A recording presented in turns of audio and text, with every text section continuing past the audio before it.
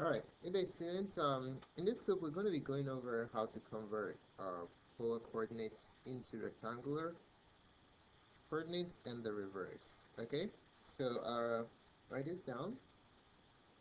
Um, converting. This is the title. Converting between polar and rectangular coordinates. Rectangular coordinates. All right, so that's the title for the lesson. All right, so how do we accomplish this? How do we go from polar to rectangular and the reverse? First of all, we're going to talk about how to go from polar to rectangular. So we're going to do um, polar to rectangular. Um, it will turn out that you get to see that all the tools we're using for this conversion are things you've seen in geometry. So there's nothing new. You're just applying old stuff. Either stuff you've seen in geometry or stuff that you've seen in this course. All right. So converting polar to rectangular. How do we do this? How do we go from polar, which is r theta? How do we go from polar to rectangular, which is x, y? How can we accomplish this conversion? This is a circle and this is a rectangle. How can we do this? Um, so in order to do this, what we're going to do is we're going to make a polar coordinate and see if we can use some of our knowledge in the past to accomplish this conversion. So everybody draw a circle, and after you draw the circle, I'd like you to let's make the circle big enough. We're just going to put a point. We're going to make a coordinate system so we can graph a point. Okay, so this point, let's say this is r, and then we rotated theta degrees up. So we rotated theta degrees up to here. Let's say some arbitrary point right there. All right. I'm sorry. Let me put the r over here. Take that out of there, and we have r and theta. So r and theta is what defines a point in the polar coordinate system. So there goes your point r theta. So how do we convert that into xy? Is the question. So all you do is you make yourself a right triangle. Okay, we create a right triangle. And guess what I'm going to use? I'm going to use SOHCAHTOA. The SOHCAHTOA that you learn in geometry will be used to determine what the conversion factor will be. So this is my y coordinate right here. So this is going to be the y. The y happens to be the opposite, right? And this is my x coordinate right here. So that means this length right here is x, which is the adjacent, right? And the r is always the longest side, which is the hypotenuse of your triangle. Okay, so what is the relationship? The relationship we're going to use is SOHCAHTOA. SOHCAHTOA. Actually, SOHCAH will work here. So let's use SOHCAH here. We're going to start with the sine one. Sine theta is what? Sine theta is opposite of a hypotenuse, so opposite is y.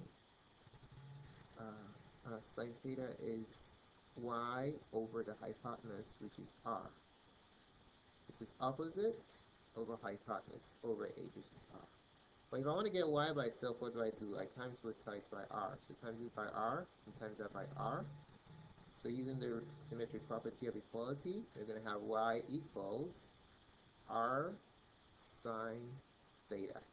So this is your first conversion factor, r equals sine theta. Let's box that. And the next conversion factor we're going to determine that we're going to, okay, just two. The next conversion one we're going to do is the cosine part, okay? So we have y, we need x, right? So when you think x, you think cosine. So now we're going to say What does ka tell me? Ka tells me that cosine theta is what? Adjacent over hypotenuse. Adjacent is x, hypotenuse is r. Okay? But I need x isolated, so what I do here is I multiply both sides by r, right? So I'm going to have, using the symmetric property of equality, x equals r cosine theta. And there goes the second one. So what are my conversion factors? So my conversion factors for this is basically x equals r cosine theta and y equals r sine theta. Okay, I have a confession I have to make to you right now, which is that before I told you that x is cosine and y is sine, well, I lied. That applies only to the unit circle when the radius is 1. X is really r cosine and y is r sine. When r is 1, then what I told you before applies, which is just for the unit circle, where for the unit circle, r is 1. Okay, so don't forget, x is r cosine and y is r sine. You gotta add the r there. But when you have a unit circle situation, r is just 1. All right? So these are my conversion factors for going from polar to rectangular. All right, let's try an example. Everybody write this down. Example 1. Convert 3 pi over 2 into rectangular coordinates. Rectangular coordinates. Okay, everybody write this down. Okay, this is polar, obviously, right? So we know that this is r, and this is theta. So r is 3, and theta is pi over 2. Okay? So when I say rectangle, I need x and y. So I'm going to use my formulas. X equals r cosine theta, and y equals r sine theta to figure out what my coordinates are. Okay? All right, so let's apply these rules to my coordinates and see what happens. So x is going to be 3 cosine pi over 2, which equals 3 times, what is cosine pi over 2? If you look at your unit circle, pi over 2 is on the point 90 degrees, right? Which is 0, 1. And remember, the cosine is the x part, and then the sine is the y part on your unit circle. So cosine pi over 2 is basically 0. So which is 0. Okay, so you're going to use your unit circle to find the cosine and sine values. And y is equal to 3 sine pi over 2. And sine pi over 2 is 1. Okay, 3 times 1, which is 3. So our coordinates is going to be 0, 3 is the rectangle. Alright, so there goes your answer. Alright, so that's basically how that works. Now let me give you an example to try out, okay? Try this. Try this. We're gonna convert, I'm gonna have you convert 5,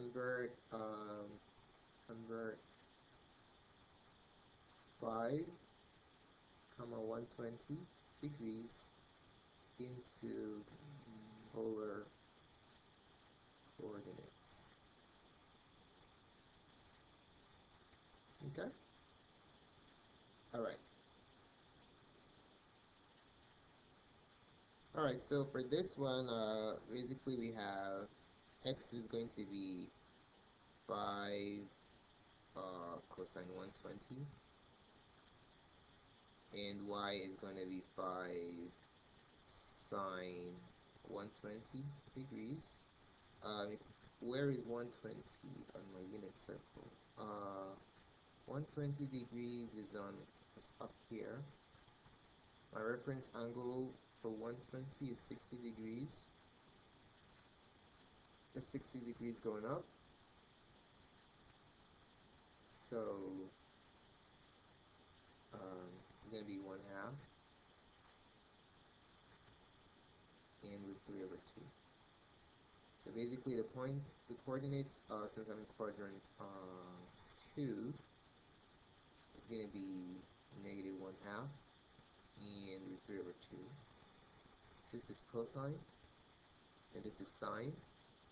So this is going to become 5 times 1 half times negative 1 half, which is negative 5 over 2.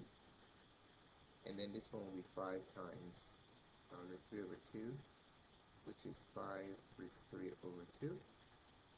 So our coordinates is going to be negative 5 over 2, comma 5 root 3 over 2. Alright, so there you have it. Alright, let's try another example.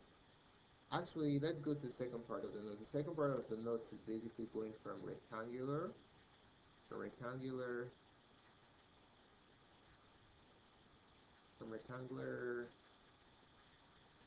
to polar. Alright, to polar.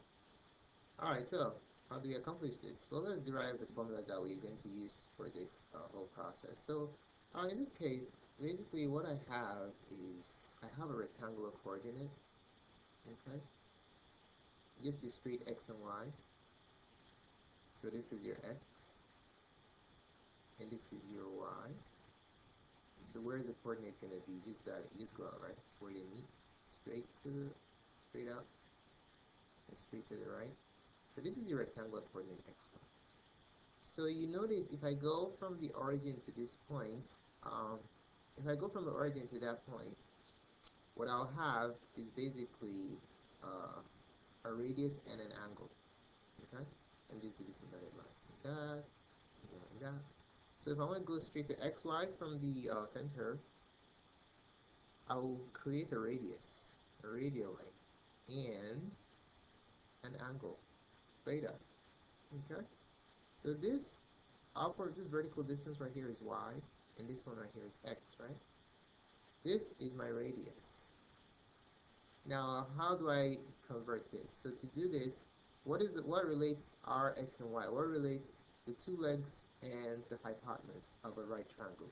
We need to use some ancient mathematics here, the mathematics of the Pythagoreans here, okay? So we know that a squared plus b squared equals c squared, right? Because this is a, right? One of the legs, and this is b. Or you can call this a and call that b, makes no difference, but that is c always, okay? So using the Pythagorean theorem, we know that x squared plus y squared equals r squared. So that helps us figure what r is. So r squared is equal to x squared plus y squared. So r is the square root of x squared plus y squared. So that helps us figure out what r is.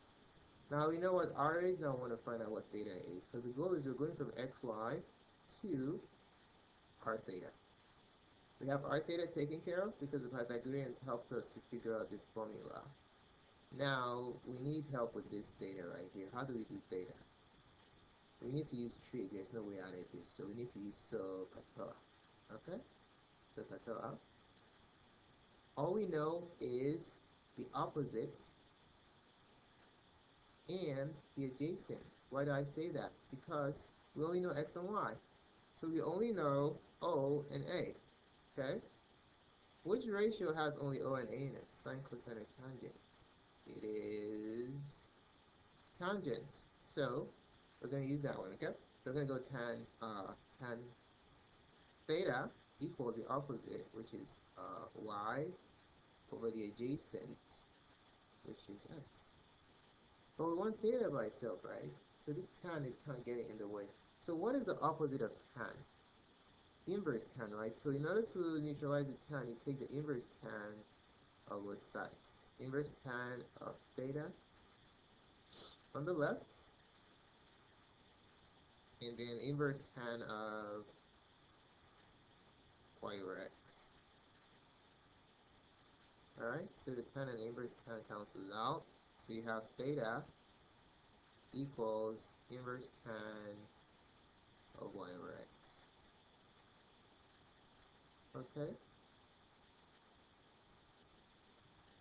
so that's a conversion factor. A conversion factor is r equals the square root of x squared plus y squared, and theta equals the inverse tan of y over x. Okay, so that's that. And just another detail to note is that this only applies if uh, x is positive, if x is bigger than 0. If x is smaller than 0, you're going to go tan inverse tan of y over x plus pi, or 180. You add pi or 180 if x is negative. Okay, so that's just a side point to keep in mind. Now let's apply these formulas to an example and see how, how, how it comes out.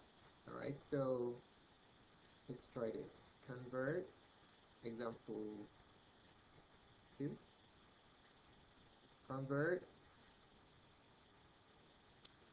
um, 3 over 4 to polar coordinate. To polar coordinate.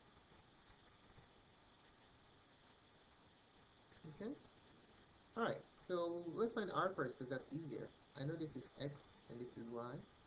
So r is the square root of x squared plus y squared, thanks to the Pythagoreans. So basically, we'll have square root of 9 plus 16, right? Because 3 squared is 9, 4 squared is 16. So it becomes the square root of 25. Square root of 25 is 5. So that's a radius. Now, theta, it's a little bit more involved. We're going to go inverse tan of y over x, right? So x is positive here, so we can use the first formula. We don't need to add 180. So it's going to be inverse tan of 4 over 3. 4 over 3. So what is the inverse tan of 4 over 3? You can just use your calculator to do this one. You're going to need a calculator for this. Uh-oh. What happened to my calculator? Yeah, there you go. Alright. Inverse tan of 1 over 3. Inverse tan of 4. It's not responsive. 4 divided by 3. Okay, bam. 4.13. So it's going to be 4.13. Wait a minute. This is radians. So let's do it. Let's do it in degrees. I want my answer in degrees. Okay. Oh. So.